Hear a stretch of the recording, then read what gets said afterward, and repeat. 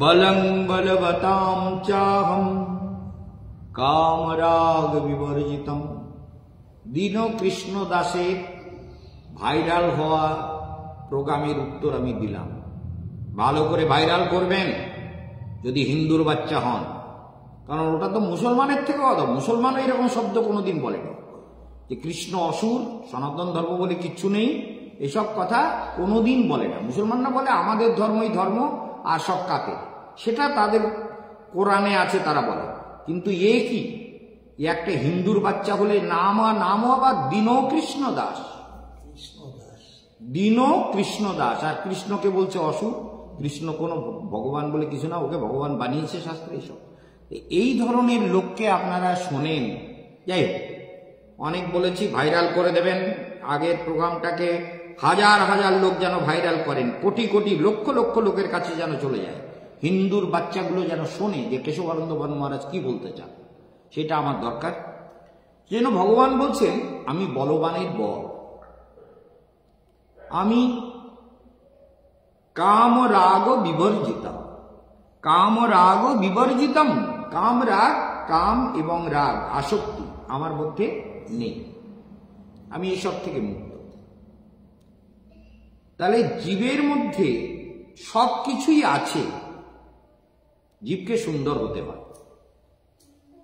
মানুষের মধ্যে অসুরের প্রবৃত্তিও আছে, দৈব আসুর এবচ। বিষ্ণু ভক্ত স্মিত দৈব অসুর তদ বিপর্যয়। বলে বিষ্ণু ভক্ত স্মিত দৈব, আসুর তদ বিপর্যয়। তাহলে কারা? বিষ্ণু ভক্ত যারা, তারা দৈবী, আর অসুর হচ্ছে তারা যারা বিষ্ণুকে মানে না, নারায়ণকে মানে না। যেমন এই দীন কৃষ্ণ দাস এক পাঠা ভগবানকে অসুর বলছে, তার মানে ঈশ্বরকে মানে না, ধর্মকে মানে না, এরা হল অসুর। অসুরস্তদ বিপর্যয়। তাহলে দেখতে হবে যে এই যে সংসার পরিক্রমা, সংসার পথে আমরা নিরন্তর চলেছি, সেখানে আমাদের মধ্যে সবই তো আছে, তাই না? কালকে বলছিলাম না যে তনু মানসা, শুভেচ্ছা, সুবিচারণা, তারপর হলো তনু মানসা। এই তনু মানসা মানে সবকিছুর মধ্যেও জীবকে ধ্যান করতে হয়, ভেতরে শান্ত হয়ে যেতে হয়। তাহলে থাক, পুত্র আসে, কন্যা মাথায় আসে, টাকা পয়সা ঘর বাড়ি আসে, কিন্তু ভগবানও তো আসে। কেশবানন্দ যখন দেখছে একটা জ্যোতির মধ্যে, একটা জ্যোতিপুঞ্জকে দেখছে, তার মধ্যে ভগবানের একটা রূপ ভাসছে হালকা। একটু আগে একটু গাঢ় দেখছিলাম, এখন রূপটা হালকা হয়ে গেল। দেখছে এবার একটা চক্র মতন তৈরি হচ্ছে সাদার মধ্যে। এগুলো কি হয়? তনু মানসা। তার মানে কেশবানন্দ যে বক্তৃতা করছে সেটা কিন্তু তার মনে রয়ে গেল। তার চোখ বন্ধ করার সঙ্গে সঙ্গে একটা ধ্যানময়ী চেতনা এসে গেল। তাহলে এটাকে বলে তনু মানসা। যখন এই চেতনার আরো গভীরে যাওয়া যায় তখন অসংশক্তি। এই চেতনার আরো গভীরে যখন আমরা ঢুকতে পারি তখন কি হয়? মানে আসক্তিগুলো কমে যায়। বলে এই কিসের সংসার, কিসের সংসারে ছায়াবাজি প্রায়, ইহাতে মমতা করি বৃথা দিন যায়। দিনগুলো চলে যাচ্ছে, তাই না? একবার ভাবো মনে মনে, কোথা যাবে শরীর পতনে। একবার ভাবো মনে মনে, তাহলে কেন সুখ দুঃখ হয়, অহংকার মমতাময়, তুচ্ছ জয় পরাজয়, প্রতিহিংসা দেশি অন্য জনে। একবার ভাবো মনে মনে, কে তুমি কোথায় ছিলে, কি করিতে এথা এলে, কিবা কাজ করে গেলে, যাবে কোথায় শরীর পতনে। একবার ভাবো মনে মনে। তাহলে ভক্তি বিনোদ কয়, এই ভক্তি বিনোদ বারবার বলছি, ভক্তি বিনোদ ঠাকুর কে? কে? ভকতি বিনোদ কয়, তাহলে ভক্তি বিনোদের গান এটা। ভক্তি বিনোদ কে? পরম গুরুদেব। আমার পরম গুরুদেবের পিতা, মানে তোমাদের আমাদের পরম গুরুদেব, তোমাদের কাছে তিনি পরাৎপর গুরু, পরম গুরুর বাবা। পরাৎপর গুরু, পরমেষ্টি গুরু, যেমন গৌরকিশোর দাস বাবা, জগন্নাথ দাস বাবা, এরা সব এরকম। সেই জন্য তাহলে ভক্তিবিনোদ ঠাকুরকে পরম, আমার মানে তোমাদের পরম গুরুদেব না, আমার পরম গুরুদেবের বাবা, তোমাদের পরাৎপর গুরুদেবের পিতা, সরস্বতী গোস্বামী ঠাকুরের পিতা ভক্তিবিনোদ ঠাকুর। ভকতি বিনোদ কয় করি গোরা পদাশ্রয়, করো গোরার পদাশ্রয়। তাহলে জীবকে ভাবতে হচ্ছে যে সংসারে কেন এলে, কে কার গান, যত গান গাই সব তো ভক্তিবিনোদ ঠাকুরের গান, হাজার হাজার সমস্ত ভক্তিবিনোদ ঠাকুরের গান। ভক্তিবিনোদ ঠাকুরকে এই জন্য বলা হয়েছে ভক্তি ধারার ভগীরথ। এই যে বৈষ্ণব বন্দনা গাই, ওহে বৈষ্ণব ঠাকুর দেয়ার জল, এ তো ভক্তিবিনোদ ঠাকুরের গান। গুরুদেব কৃপা বিন্দু দিয়া, এ তো ভক্তিবিনোদ ঠাকুরের গান। গুরুদেব বড় কৃপা করি গৌর বন মাঝে বদ্রুমে দিয়াছ স্থান, এ তো ভক্তিবিনোদ ঠাকুরের গান। সমস্ত গান। তারপরে ওই যে রাধাকুণ্ড তট কুঞ্জ কুটির গোবর্ধন পর্বত যামন তীর, এ ভক্তিবিনোদ ঠাকুরের গান। যত গান গাই আমরা, ভাবনা ভাবনা মন তুমি অতি দুষ্ট, সব গান ভক্তিবিনোদ ঠাকুর। তাহলে ভক্তিবিনোদ ঠাকুর কে, লোকটা জানতে হবে তো। তাকে বলা হয়েছে, প্রভুপাদ বলেছেন ভক্তি ধারার ভগীরথ। মানে ভগীরথ যেমন কি এনেছে, গঙ্গা মাকে এনেছে, তেমনি ভক্তিরূপী গঙ্গা এনেছেন ভক্তিবিনোদ ঠাকুর। আর সেই গঙ্গার ধারাকে যিনি জগতে বিস্তার করিয়েছেন চারিদিকে, তিনি সরস্বতী ঠাকুর। আর সরস্বতী ঠাকুরের হাতের অস্ত্র হলো আমার গুরুদেব বা গুরুদেবের গুরু ভাই যারা সারা বিশ্বব্যাপী এসি ভক্তি বেদান্ত স্বামী ইত্যাদি যারা যারা, কেশব মহারাজ হচ্ছে গৌড়ীয় মঠ, দেবানন্দ গৌড়ীয় মঠ মায়াপুরে, তারপরে স্বামী মহারাজ, গোস্বামী গৌড়ীয় মঠ মায়াপুরে যাওয়ার সময় দেখবেন প্রথমে ডান দিকে পড়ছে, একটা হচ্ছে আমাদের আশ্রম মহারাজের আশ্রম, আর একটা শ্রুতি মহারাজের আশ্রম, আর একটা পড়বে গোস্বামী গৌড়ীয় মঠ। তাহলে গোস্বামী মহারাজ এরা সব প্রভুপাদের সময়ের এক একজন পরম বিদ্বান ছিলেন। গোস্বামী গৌড়ীয় মঠ এসব, তাহলে দেখা যাচ্ছে এরা সব প্রভুপাদের এক একজন দিকপাল শিষ্য। তারা কিন্তু সারা দুনিয়ায় ধর্ম প্রচারের পতাকা উড্ডীন করে দিয়েছে। সেই জন্য ভক্তিবিনোদ ঠাকুরকে যদি আমরা বুঝতে না পারি, জানতে না পারি, তাহলে লোকে বলবে মহারাজ এই আশ্রমের শিষ্যগুলোকে কিচ্ছু শেখায় না, এরা কিচ্ছু জানে না। আমাদের গুরুদেব কেশবানন্দ মহারাজ হল, পরম গুরুদেব হলেন ভক্তি হৃদয় বনদেব গোস্বামী মহারাজ, আর পরাৎপর গুরুদেব হলেন ভক্তি সিদ্ধান্ত সরস্বতী ঠাকুর, আর সরস্বতী গোস্বামী ঠাকুরের পিতা হলেন ভক্তিবিনোদ ঠাকুর। সরস্বতী গোস্বামী ঠাকুরকে কিন্তু ভক্তিবিনোদ ঠাকুর দীক্ষা দেননি, তিনি দীক্ষা দিতে বলেছিলেন গৌরকিশোর দাস বাবাজির কাছে। সেই জন্য গৌরকিশোর দাস বাবাজি, ওই ফটো রয়েছে গৌরকিশোর দাস বাবাজির, দেখো না তুমি রোজ পুজো করো, রোজ ওই যে ফটোগুলো রয়েছে দেখো না, ওখানে গৌরকিশোর দাস বাবাজি রয়েছে। তাহলে গৌরকিশোর দাস বাবাজি হচ্ছে সরস্বতী ঠাকুরের গুরুদেব। এগুলো মনে রাখতে হবে, যেগুলো যদি না জানো। আরো অনেক কথা আছে এর মধ্যে, সব যদি আমি বিস্তার করি তোমাদের মাথায় কিছু থাকবে না, কিন্তু এইটুকু তো জানা দরকার যে আমরা কিভাবে আমাদের কোন ধারায় এলাম। যেমন আমাদের বিয়ে করতে গিয়ে বলে তোমার বাবার নাম কি, তোমার ঠাকুরদার নাম কি, তার বাবার নাম কি, তার বাবার নাম কি, বংশ পরম্পরা বলতে হয়, বংশ বলতে হয়, কোন বংশে কোন গোত্রে তোমার পূর্বপুরুষ কারা ছিলেন, সব কিছু জেনে তবে জানো তো বিয়ে হয় বা শ্রাদ্ধ হয়, পিণ্ডদান হয়। আর যদি কারো গোত্র হারিয়ে যায় তাকে কি করে, ঠেলে মেলে একটা গোত্রে ঢুকিয়ে দেয়, মানে কাশ্যপ গোত্র। মানে কশ্যপ ঋষি হচ্ছেন সৃষ্টির আদি প্রজাপতি ছিলেন, তো কশ্যপ, দিতি আর অদিতি। কশ্যপের থেকে দিতির গর্ভে অসুররা জন্মেছে, আর অদিতির গর্ভে দেবতারা জন্মেছে। যেন বলতে ঠিক আছে, তোমার গোত্র পাওয়া যাচ্ছে না, তুমি কশ্যপের গোত্রে ঢুকেছ। কশ্যপ মানে কাশ্যপ গোত্রস্য শুরু হয়ে গেল। ঠাকুর মশাই একটা গোত্র বের করে দিল, কাশ্যপ গোত্র। ঠিক আছে, তো বুঝেছ? গোত্রগুলো বংশ পরম্পরা, পিতামহ ঠাকুরদা তার বাবা এদের জানতাম।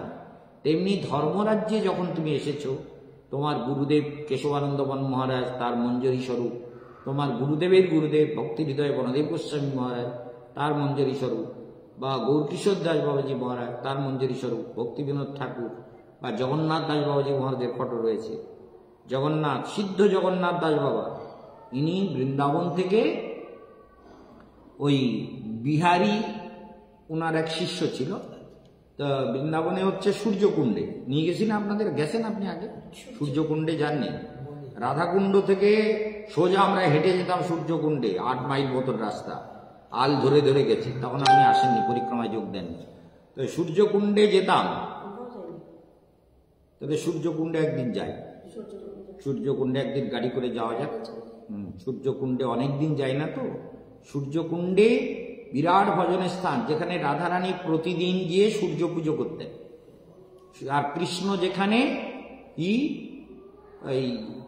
একে মধুমঙ্গলকে নিয়ে বলে, এই তুই এক কাজ কর। বলে কি? বলে তুই ঝোলা নে কাঁধে। বলে তুই কি করবি? বলে আমি ব্রাহ্মণ হবো। তো বলে এই তুই বিরাট বদমাশ লোক, আরে আমি ব্রাহ্মণের ছেলে, মধুমঙ্গল ব্রাহ্মণের ছেলে, আর তুই গোয়ালার ছেলে, তুই ব্রাহ্মণ হবি আর আমি তো চেলা হব, এ মহা মুশকিলের লোক তো। বলে না, তুই চেলা হবি, এই ঝোলা নিয়ে চল, দুজন মিলে যাই, রাধারানী আসবে, ওই গোবর্ধনের পাদদেশ থেকে রাধাকুণ্ড স্নান টান হবে, ওই হয়ে তারপরে ওরা সূর্যকুণ্ডে সূর্য পুজো করতে যাবে। তা এখন ওইখানে আমি ব্রাহ্মণ, পুজো করতে গেলে ব্রাহ্মণ চাই, তা আমি ব্রাহ্মণ আর তুই আমার চেলা, এই ঝোলায় যা কিছু আছে সব বের করে করে দেবে। বলে পুজোর সব আমরা এনেছি, ফুল টুল, ডুব্বা ডুব্বা, হরিতকি, জবা ফুল ইত্যাদি সব এনেছি, তোমাদের পুজো করাবো। চিন্তা করো কৃষ্ণের এই কারবার। সেই জন্য বুদ্ধমঙ্গল বলে, দেখ সখা, তুই না ভীষণ, আমি ব্রাহ্মণের ছেলে, আমি বলতে পারি ওং নমো সূর্যায় নমো ইত্যাদি বলবো, তুই বলবি কেন? দেখ তোরে, তুই আমার সখা না, তুই বদমাইশ, তুই আমার সখা যখন, তুই আমার সঙ্গে যা বলবো তাই করবি। ঠিক আছে চল। আর মধুমঙ্গলকে ঝোলাদার বানিয়ে এবার ওই সূর্যকুণ্ডে কিন্তু কৃষ্ণ রোজ যান, প্রতিদিন ওখানে সূর্য পূজা হয়, প্রতিদিন রাধারানী ওখানে গিয়ে প্রতিদিন সূর্য পূজা করে। তার সখীদেরকে নিয়ে প্রথমে ফুল তুলতে তুলতে তুলসী আদি সঙ্গে, আর কুণ্ডলতা কৃষ্ণলীলার সব থেকে বড় লীলা ভূমিকায়, সব থেকে বড় ভূমিকা যে পালন করে সুভদ্রের স্ত্রী, তার নাম হলো কুণ্ডলতা। এই কুণ্ডলতা এমনই একটা চরিত্র যে রাধা কৃষ্ণের দেখাশুনো করানো, মিলন ঘটানো, ঘটনাচক্র তৈরি করা, রাধারানীকে নিয়ে আসা, রান্না করানো নন্দভবনে, সব কে করে? কুণ্ডলতা। কুণ্ডলতাকে খুব বিশ্বাস করে জটিলা, কুণ্ডলতা আর তুলসী। কুণ্ডলতাকে বলে, দেখো তোমার ওই দেওরটা, দেওর তো ছোট তো কৃষ্ণ, বলে দেওরটা কিন্তু বিরাট শয়তান ছিল, ও যেন আমার বৌমাকে দেখতে না পায়। বলে তুমি চিন্তা করছো? ও আমার যা ভয় পায় না, লাঠির বাড়ি মারবে, ও আমার সামনে আসবেই না। বলে সত্যি তো? বলে হ্যাঁ। বলে ঠিক আছে, বাড়ির থেকে শ্যামামার নাম করে বেরো, শ্যামামার নাম করে, আমার গৃহদেবী শ্যামামা না, ওই শ্যামামার নাম করে যাও, গিয়ে ওই নন্দভবনে রান্না করতে পাঠাতো। কেন? রাধারানীর হাতের রান্না খেলে আয়ু বৃদ্ধি হবে, এটা সূর্যের আশীর্বাদ। সেই জন্য সূর্যের আশীর্বাদ ছিল, দুর্বাসার আশীর্বাদ ছিল, সেই জন্য রাধারানীর হাতের বলে একটা দুটো পদ আমার গোপালের জন্য রান্না করে দিয়ে যাবে, আমি প্রতিদিন কিছু না কিছু সোনা দেবো, টাকা দেবো। নন্দরানী দিতেন, সেই লোভে পাঠাতো বৌমাকে। এই যার জটিলা পাঠাতো, আর কুণ্ডলতা আর তুলসী নিয়ে যেত। এবার তুলসী আর কুণ্ডলতা, তুলসী মানে বৃন্দা, বৃন্দা আর কুণ্ডলতা, এরা দুজন রাধারানীকে কোথায় নিয়ে যান? নন্দগ্রামে। নন্দগ্রামে নিয়ে গিয়ে রান্না করেন। এইবার ধোঁয়ার ছলনা করি কাঁদি, কৃষ্ণের জন্য বলে এই রাধারানীর সখীরা সব গেছে, তারা বলছে যে তুই এক কাজ কর, তুই এই লাড্ডুটা বানা। অমৃতকেলী নামক লাড্ডু রাধারানী কৃষ্ণের জন্য বানাতেন প্রতিদিন। আর কৃষ্ণ এই রাধারানীর তৈরি করা লাড্ডু মনের আনন্দে খেতে খুব পছন্দ করতেন। আর ওই জন্য রাধিকাদি গণি হেরি নয়নের কোণে তৃপ্ত হয়ে খান কৃষ্ণ যশোদা ভবনে। তাহলে রাধিকাদি গণে হরি খাচ্ছে, আর ওদিকে একটু আড়ে আড়ে দেখে নিচ্ছে। রাধারানীরাও ওধারে রয়েছে তো, ওইখানে ওরাও তাকাচ্ছে আড়ে আড়ে, ওরাও আড়ালে গুরুজনের সামনে বলে গুরুজনার ভয়ে পাই আখি রহে তুয়া পানে চেয়ে। আমাদের ভয় করে তো গুরুজন সব, তাই ওই দূরের থেকে আড়াল থেকে দেখি। আর কৃষ্ণ একটু আড়ালে আড়ালে দেখে নিচ্ছে। এই জন্য মধুমঙ্গল কি করে, ওই দেখে মধুমঙ্গলকে বলে তুই ঝোলা নে, চল পুজো করতে যাই। দুজন পুজো করতে গেছে। এইবার জটিলা আর কুটিলা আসছে, এত বেলা গেছে, সেই সকালবেলা বউ এই কুণ্ডলতা যেমন ইয়েতে নিয়ে যায়, তেমনি ওরাও নিয়ে যায় কোথায়, বলে সূর্য পূজা করলে অনেক মঙ্গল হয়, বৌমাকে সাথ দিয়ে দাও, সূর্য পূজা করতে নিয়ে যায়। আমি নিয়ে গেলে তোমার বৌমার আর কোনো ভয় নেই। শ্যামার নাম করে যাবে। কি বলো, আমরা এখান থেকে এই বলে যাব, তুমি দেখো না। বলে শ্যামামার শ্যামামার শ্যামামার শ্যামামার নাম করি, শ্যামামার নাম করি গো। কেমন? শ্যামায়ামার শ্যামায়ামার আমার বইয়ার কারণ শ্যামায়ামার শ্যামায়ামার জিন্দা করি। শ্যামামার নাম করে যাচ্ছি, তাহলে শ্যামের নাম করেই চলছি। শ্যাম ছাড়ার কিছু বলেই না তো যুবা, সবাই বলে আমরা শ্যামামার নাম করতে করতে যাই। শ্যাম আমার বলতে বলতে চললেন রাধারানীর সখীদেরকে নিয়ে। রাধারানী বলে সাবধান, ওই কেলো ছোড়া যেন আমার বৌমার ছায়া মারাতে না পারে, খুব সাবধান। বলে ঠিক আছে। নিয়ে ফুল তুলতে তুলতে রাধাকুণ্ডে গিয়ে জল স্নান জলকেলি হয়। মাধ্যাহ্নিক লীলা গৌড়ীয় বৈষ্ণবগণের একটা বিশেষ প্রকাশ, বিশেষ বিস্তার। মধ্যাহ্নকালে জলকেলি বন্যাসন, জলকেলি রাধাকুণ্ডে জলকেলি হয়। এ ওকে জলে ফেলে দেয়, ওকে জলে ফেলে দেয়। অদ্ভুত এখানকার লীলা প্রকরণ, বড় অদ্ভুত। এবং রাধারানীর মানে কৃষ্ণ তো সখীরা সব নিয়ে, মঞ্জরীরা সখীরা সবাই মিলে স্নান করছে কৃষ্ণের সঙ্গে। এখন কৃষ্ণের ইচ্ছা যে এদের সবাইকে নিয়ে চান করলাম, রাধারানীকে নিয়ে একা চান করা যাবে না, জল খেলা করা যাবে না। এটা কিরম হলো? আর যোগমায়া রয়েছে, যোগমায়ার সঙ্গে সঙ্গে রাধারানীর হৃদয়ে জাগিয়ে দিয়েছে যে কৃষ্ণ রাধারানীর সঙ্গে জলকেলি করতে চান। আর রাধারানীর হৃদয়ের কথা রূপমঞ্জরীর হৃদয়ে পৌঁছে গেছে। বলে রাধারানী চাইছেন কৃষ্ণের সঙ্গে জলকেলি করতে, আর কৃষ্ণ তাই চাইছেন।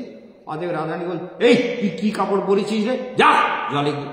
এবার কাপড় পরা অবস্থায় দিয়েছে, জলে ধাক্কা মেরে ফেলে রাধারানীকে ফেলে বলে তুই আমার ফেলে দিবি। কৃষ্ণ লাফ দিয়ে পড়েছে। কৃষ্ণ লাফ দিয়ে পড়ে এইবার জলকেলি। কি আবার জিজ্ঞেস করতে হয়, যাবে তো দাদা জলকেলি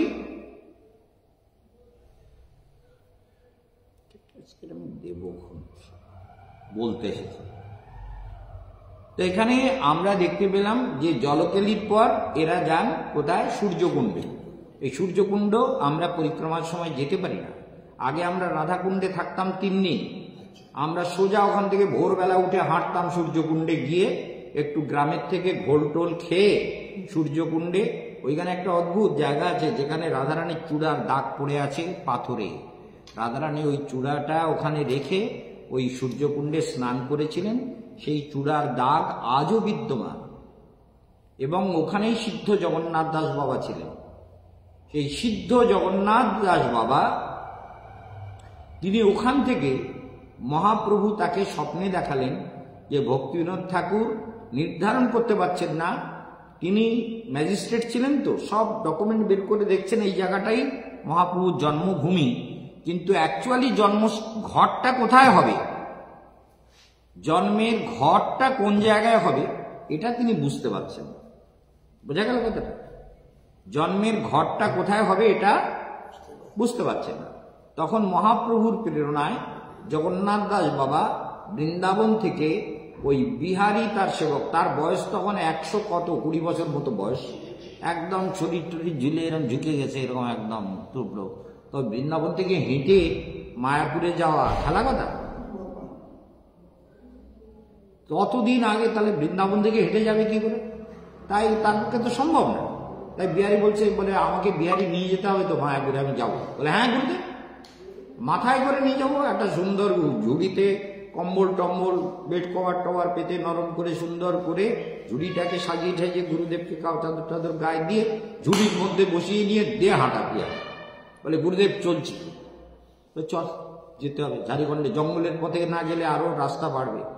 মহাপ্রভু যে পথে গিয়েছিলেন ঠিক ওই পথে জঙ্গলের পথ ধরে জগন্নাথ দাস বাবাও মায়াপুরে গিয়েছিলেন।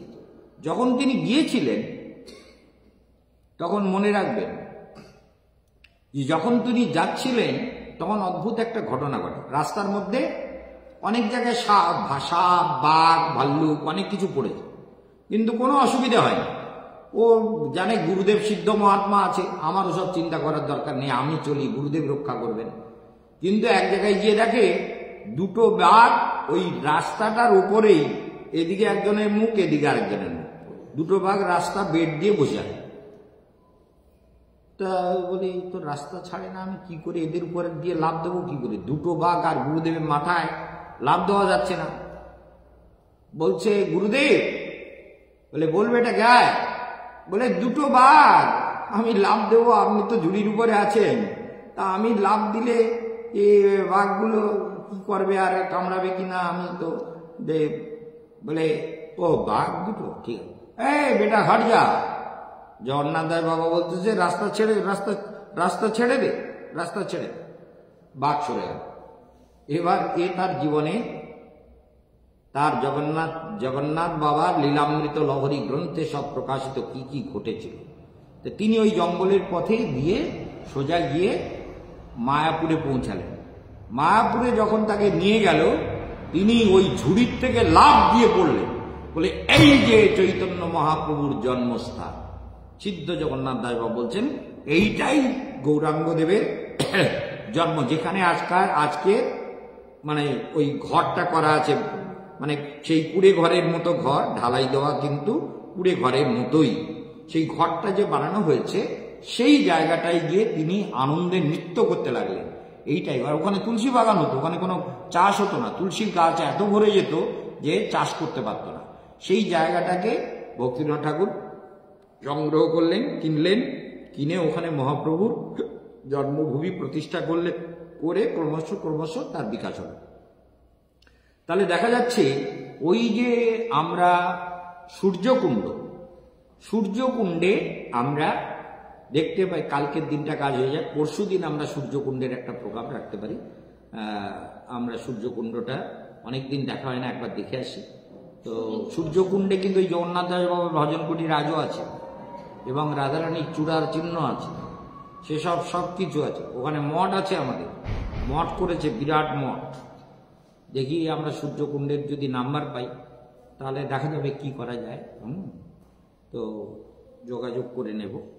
তাহলে আমরা কি দেখতে পেলাম? আমাদের জীবন পথ অধ্যাত্ম বিদ্যা লাভের জন্য ভগবান বলছেন যে মানবকে ভগবত তত্ত্ব জ্ঞান লাভ করতে হবে, আর তার জন্য তাকে তনুমানস মানে ধ্যানের অভ্যাস করতে হবে।